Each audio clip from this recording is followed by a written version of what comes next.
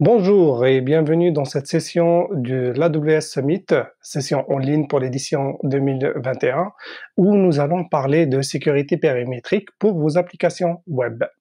Je m'appelle Jamal Bourakba et je suis architecte solution chez AWS.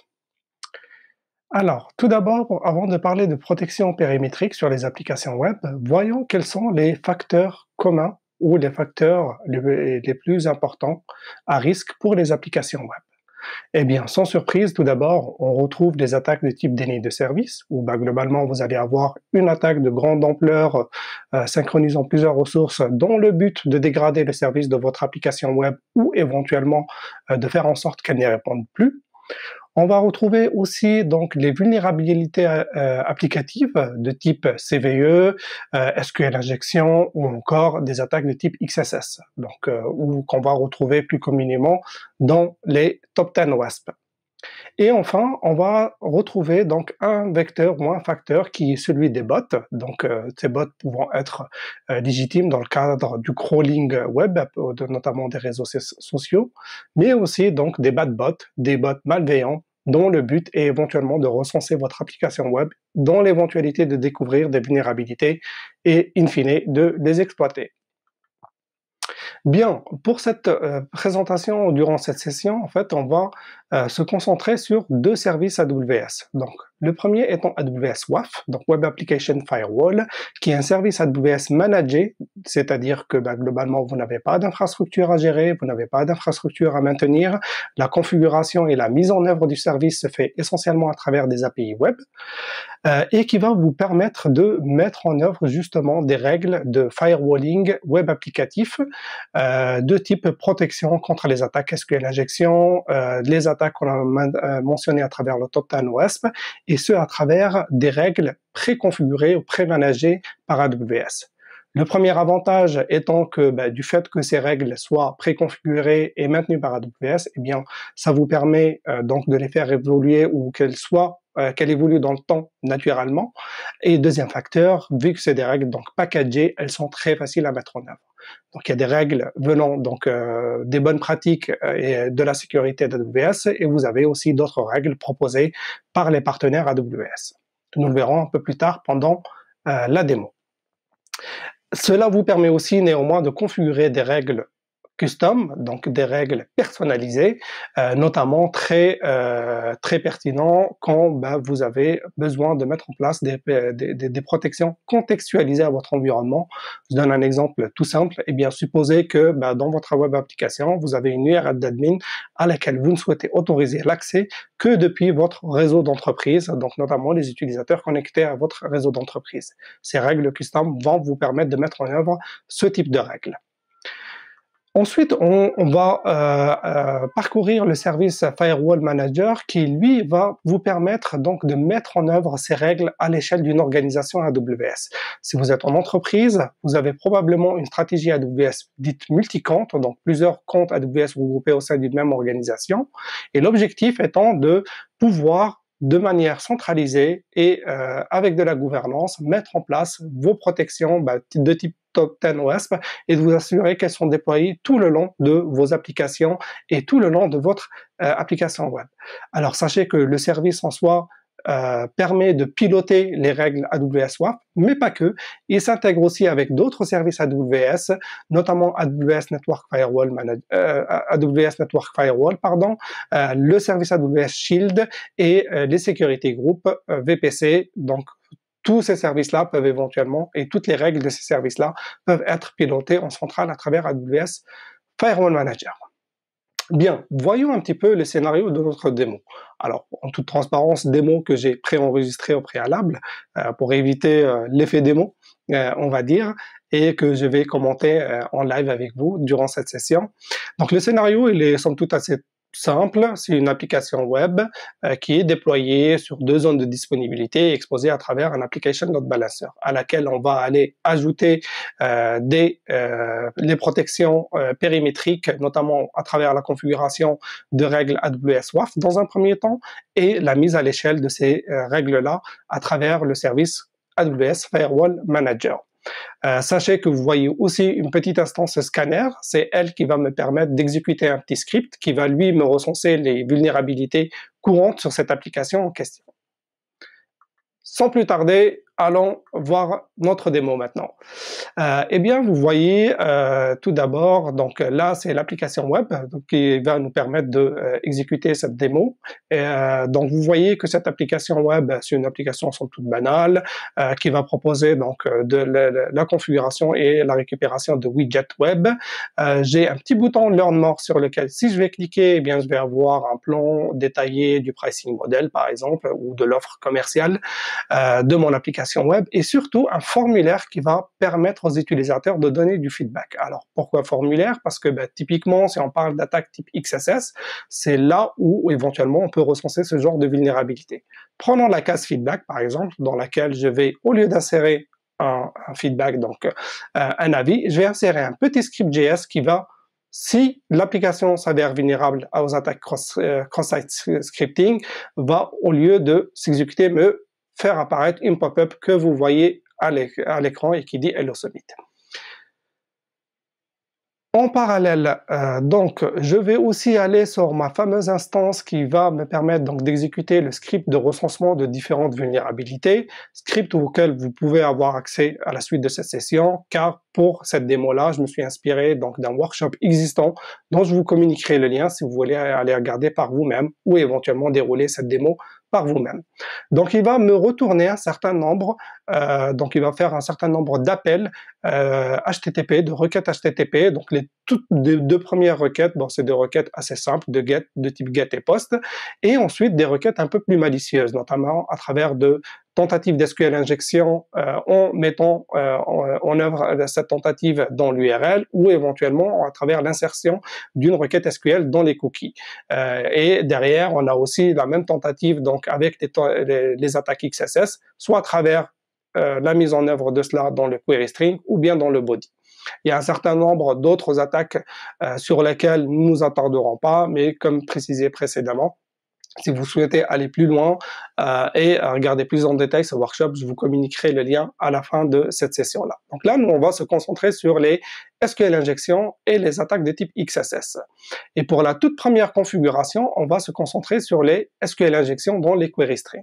Donc là, je suis connecté à la console AWS. Je vais aller sur le service AWS WAF, donc pour Web Application Firewall, et je vais devoir configurer ce qu'on appelle des WebACL. Donc, c'est des Access Control List de type web, et on a dans ce service aussi donc deux autres services AWS Shield et Firewall Manager.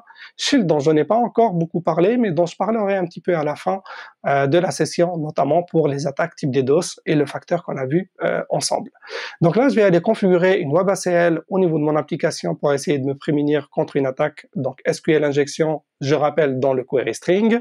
Je vérifie que je suis bien dans la bonne région, donc là, en l'occurrence, pour cette démo-là, je suis en région Irlande, donc je vais aller modifier ma région de manière à me retrouver au sein de la bonne WebACL. Donc là, j'ai pré-créé au préalable cette WebACL. Elle est vulnérable parce que, comme on va le voir ensemble, elle ne contient aucune règle de filtrage. En gros, c'est une passoire, elle laisse tout passer. Elle va à peine me recenser, donc tout juste me recenser, les différentes requêtes qui vont passer. Et puis, derrière, on a la possibilité d'aller voir un peu plus dans le détail ces requêtes dans Amazon CloudWatch, qui est le service de métrique et de logging. Donc là, je vois le log des différentes requêtes que j'ai vu passer, donc à travers notamment l'exécution de mon script scanner et éventuellement d'autres requêtes légitimes sur index.html. Donc là, je vais aller configurer des règles, donc des rules, et éventuellement associer des ressources AWS. Donc associer mon application load balancer qui est exposé au sein de mon application à cette WebACL. Et c'est ce que vous voyez à l'instant à l'écran. Je peux rajouter éventuellement d'autres ressources, une WebACL pouvant être associée à plusieurs ressources AWS. Bien, donc là, je n'ai aucune règle de configurer.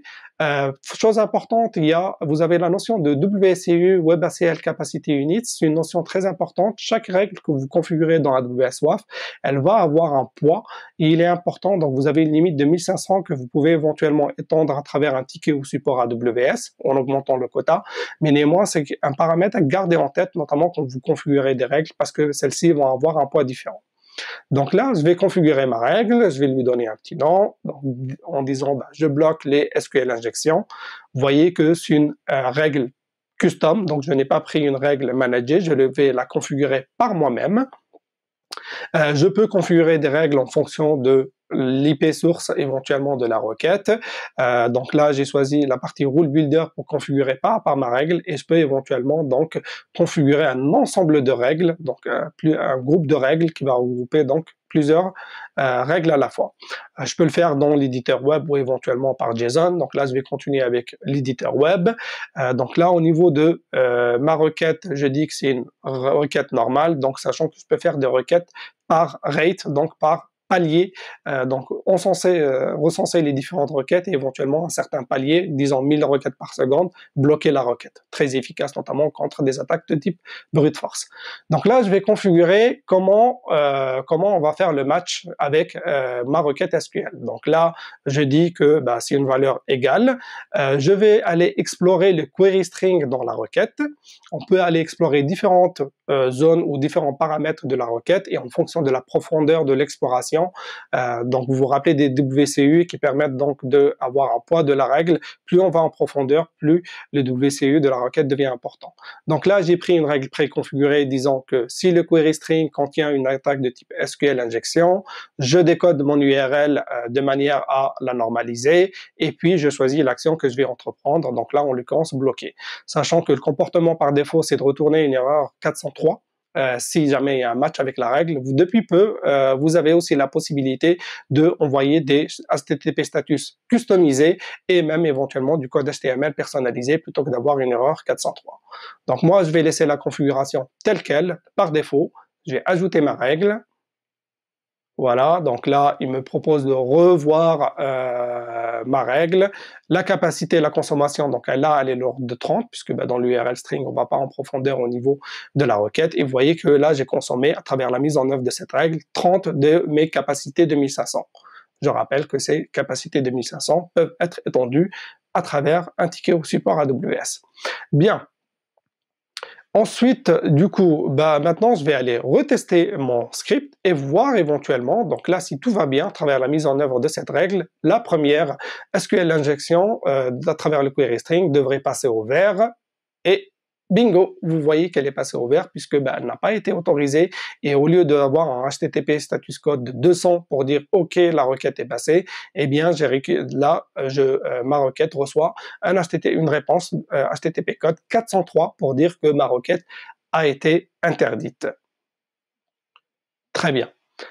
Donc là, c'est mis en œuvre. Mot important, donc là, on va revenir au niveau de la console et on va aller regarder la mise en œuvre ou la mise à l'échelle de cette règle-là. Donc, supposons que je souhaite mettre à l'échelle cette règle-là à l'ensemble de mon organisation. Vous voyez que sur mon URL, tout en haut, dans la barre de browsing de mon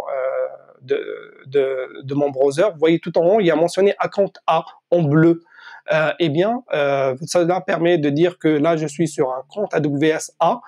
Très important à garder en tête, on va le voir pour le reste de la démo, puisque je vais mettre en œuvre cette règle dans Firewall Manager sur l'ensemble de mes comptes. Chose importante à retenir sur Firewall Manager en prérequis, bien évidemment, vous devez être membre d'une organisation AWS, vous devez avoir configuré cela depuis le compte administrateur de AWS Firewall Manager, généralement un compte sécurité dédié, et puis derrière, le service se base sur un autre service qui s'appelle AWS Config. En quelques mots, très rapidement, vous voyez ça comme votre CMDB dans le cloud AWS qui permet d'avoir l'ensemble de vos assets dans le cloud AWS ainsi que leur configuration actuelle. Ce qui permet, en cas de remédiation, de dire globalement, j'ai un load balancer, il n'est associé à aucune règle de type firewall, de type AWS WAF, et le cas échéant, au moment de la remédiation, si je vois que la configuration de mon asset n'est pas conforme à ce que j'ai mis en centrale dans Firewall Manager, eh bien, je peux rectifier le tir et mettre en œuvre cette règle-là. Donc là, je vais dans les Security Policies, je m'assure encore une fois que je suis dans la bonne région Irlande, et là, vous voyez toutes les intégrations avec les autres services AWS. Donc, je peux configurer une règle de type AWS WAF, de type Shield Advanced, un Security Group VPC, ou éventuellement une règle Network Firewall. Un dernier mot sur le dernier service que vous voyez, qui est Amazon Route 53 Resolver DNS, qui est un firewall de DNS mis en œuvre avec Route 53 et qui vous permet donc de faire du filtrage au niveau des requêtes DNS. Sachez que lui aussi bénéficie d'une intégration avec des services AWS Firewall Manager. Donc là, pareil, je donne un petit nom à ma règle. Donc là, je l'ai appelé Web App Policy. Derrière, je vais aller configurer mes règles. Donc là, je vais rajouter une règle. Donc, je peux éventuellement configurer plusieurs règles, les mettre au sein d'un même groupe et puis les déployer en centrale sur l'ensemble de mes comptes AWS. Donc, on va avoir les premières règles qui vont s'appliquer, ensuite un ordre dans l'application de ces règles-là. Bien. Donc, c'est ce qu'on voit ici. Donc là, je vais ajouter un groupe de règles. Donc là, en l'occurrence, dans mon groupe de règles, il va contenir qu'une seule règle. Là, vous voyez les différentes intégrations. Donc là, vous vous rappelez, tout premier use case, donc quand on avait configuré WAF, on avait utilisé des règles personnalisées. Donc là, je vais utiliser une règle Manager AWS, proposée par AWS, et qui va permettre notamment de se prémunir contre les attaques SQL. Alors, un mot, injection. Un mot sur Bot Control, donc une nouvelle feature qui est disponible au sein d'AWS WAF et qui vous permet de vous protéger contre un des facteurs qu'on a vu ensemble de vulnérabilité des applications web, donc la protection contre le bot. Là encore, son activation se fait très aisément à travers un radio button. L'activation, donc le fait de cocher une case, comme vous pouvez le voir ici. Donc là, j'active une règle Core Rule 7 qui va me permettre de mettre en place des protections contre les top 10 WASP, donc notamment contre les attaques de type Cross XSS. Et je vais activer une deuxième règle spécifique sur les injections SQL. Donc vous voyez à chaque fois à côté, il y a 200, 700, donc il est mentionné le poids que va avoir que va consommer ces règles-là.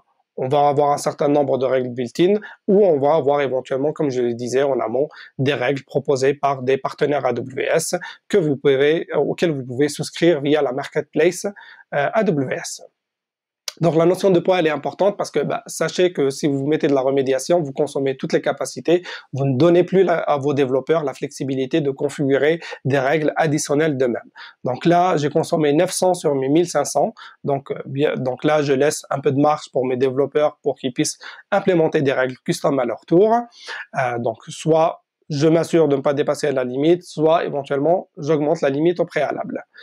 Donc là, je dis le comportement par défaut, si je n'ai aucun match avec les règles que j'ai mentionnées, eh bien, j'autorise la requête à passer et éventuellement, je peux activer un logging avancé, donc le fait de loguer toutes les requêtes et les centraliser éventuellement dans un bucket S3, par exemple, de manière à aller analyser a posteriori ce qui s'est passé.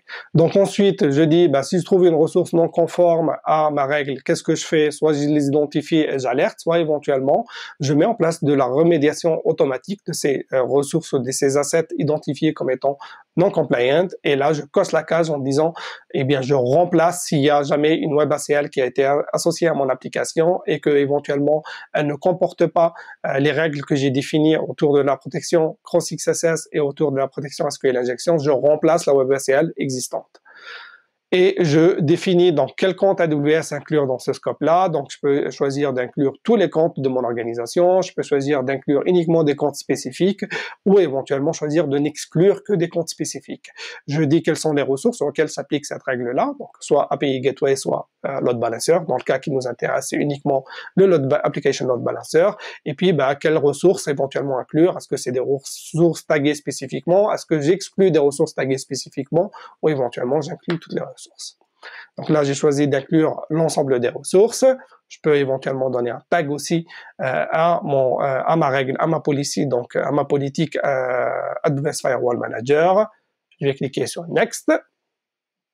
Je rebalaye, je vérifie donc l'ensemble de ma configuration avec mon règle, mon rule group qui contient mes deux règles autour de l'SQL injection Cross XSS, la vérification de la consommation de mon WSI, la configuration de mon logging, le type de ressources auxquelles s'applique ma politique. Eh bien, maintenant que j'ai fini, je clique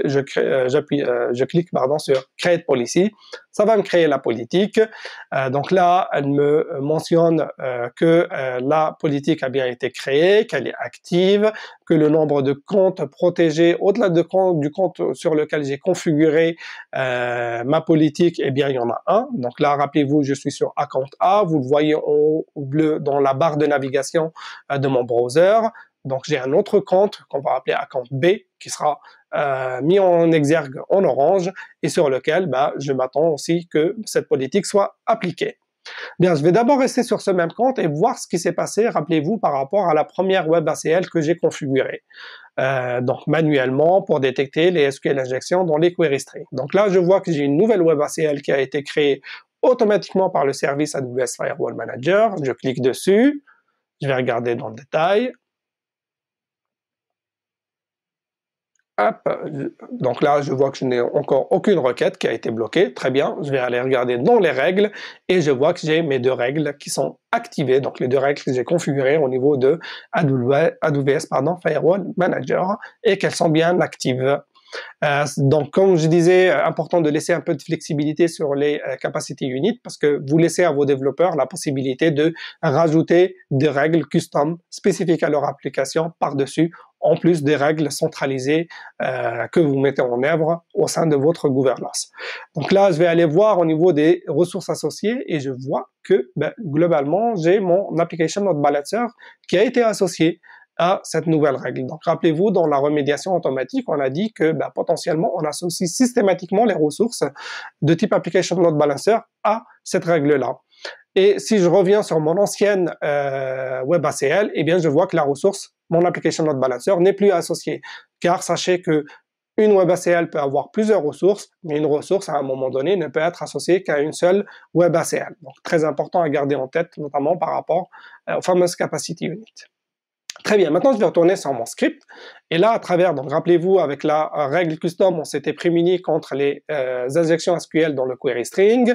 Donc là j'ai mis en œuvre des règles pré-packagées qui permettent de protéger contre les SQL injections et les XSS, les attaques de type XSS que vous voyez passer en vert à l'exécution, suite à l'exécution de mon script une nouvelle fois sur l'application. Donc là vous voyez que à travers la mise en œuvre et à travers deux simples clics, eh bien, j'ai augmenté la protection de mon application web et j'y ai injecté les volets SQL injection et attaque de type Cross XSS. Je vais être en mode paranoïa et je vais aussi aller vérifier au niveau de l'interface.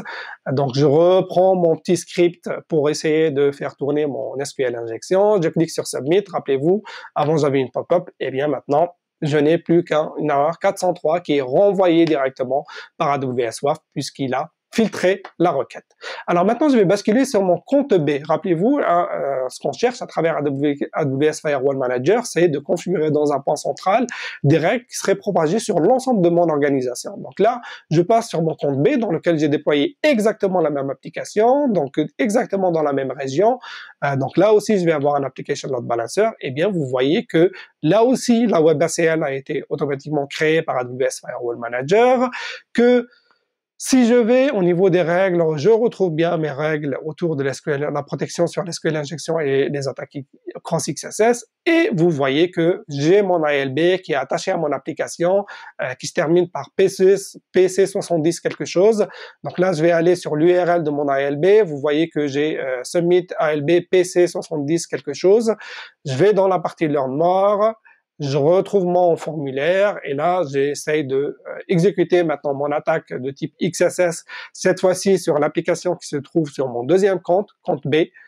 Donc là, je personnalise juste mon message pour dire que cette fois-ci, je suis bien sur le compte B et non plus sur le compte A. Eh bien, vous voyez que j'ai la même protection que celle sur mon compte A. Donc voilà, AWS Firewall Manager vous permet vraiment de mettre en œuvre, et ça, il m'a permis vraiment de mettre en œuvre donc une protection contre ces deux volets d'attaque de manière centralisée et déployée sur l'ensemble des comptes de mon organisation. Bien. Un service que je n'ai pas encore mentionné, en tout cas dont j'ai pas beaucoup parlé, qui est le service AWS Shield.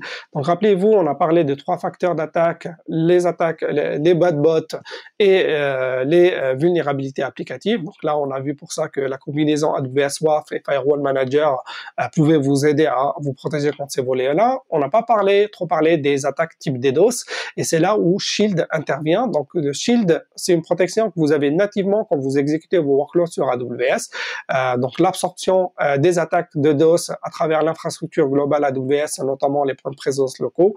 Et vous avez un pendant Shield Advanced que je parcours ici. Donc la différence entre l'option Shield Advanced, c'est que du coup elle est payante par rapport à l'option classique Shield qui est incluse quand vous utilisez la plateforme AWS, et va vous offrir des protections supplémentaires, notamment en termes de protection des DDoS au niveau 7. Donc par défaut, Shield se cantonne uniquement au niveau 3 et 4 sur les attaques de type DDoS, et surtout en fait il va vous protéger, donc protégez vos coûts en cas d'attaque DDoS si jamais celle-ci est amenée à créer des ressources supplémentaires et donc éventuellement des coûts supplémentaires sur AWS.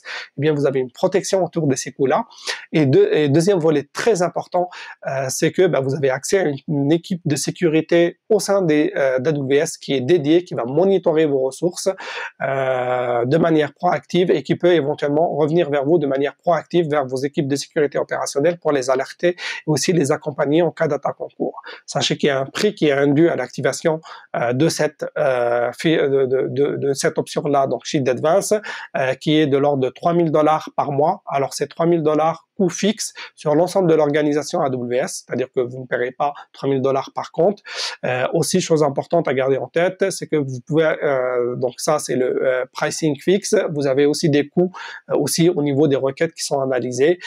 Donc je vous mettrai le lien si vous voulez aller voir plus loin, notamment les détails sur le pricing là. Donc pour résumer, Shield Advance, protection attaque DDoS, donc jusqu'au niveau 7, accès à une équipe de sécurité dédiée au sein de AWS qui, pour protéger spécifiquement vos workloads, notamment les plus exposés sur Internet, et puis de la visibilité et de la protection des coûts. Bien, je vous l'avais promis, je vous laisse avec quelques liens utiles si vous voulez réexécuter cette démo par vous-même ou aller voir le détail du code et éventuellement des scripts que j'ai exécutés pour notamment accesser mon application. Vous avez le lien que je vous ai mis là, un white paper que je vous recommande vivement sur la mise en œuvre d'AWS WAF au sein d'une organisation ou à l'échelle d'une organisation. Et enfin, si vous voulez explorer un peu plus le service AWS Shield, je vous ai mis le lien aussi en follow-up. Bien, nous arrivons à la fin de cette session. Il me reste à vous remercier d'avoir regardé cette session jusqu'au bout. Avant de nous quitter, j'aurai juste une dernière petite requête. Donc, vous avez un survey, donc un sondage qui est associé à cette session. Donc, n'hésitez pas à nous faire part de vos retours. Si vous avez aimé, moins aimé, qu'est-ce que vous aimeriez améliorer cette session. Comme on dit chez nous, le retour d'expérience est un cadeau pour nous et pour nous améliorer dans le futur. Encore une fois, merci d'avoir regardé cette session et à bientôt.